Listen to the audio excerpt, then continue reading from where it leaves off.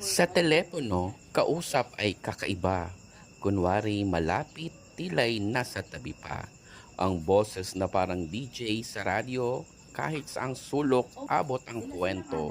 May kakayahang kunin ang lahat ng aabutin. Isang basong tubig, tatlong makakain. May bato pang gustong ipukpok sa akin. Isinama pa ang balon na gustong Sabi ko, sana nag-mention paputokin na sila sa ng nguso pangalan. naming maraming kwento ang bitbitin. Hello, kamusta? Sabay tawa ng malakas at Siguro sinend mo nakakagising. sa akin yun. Telebabad na nagiging stand-up comedy ang aming usapin. Abot dito, abot doon, kwento dito, kwento doon. Ano na ang bagong balita mo?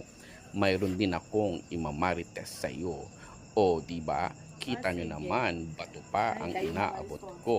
Isusunod ko dito ang lobong parang paputok sa nguso mo.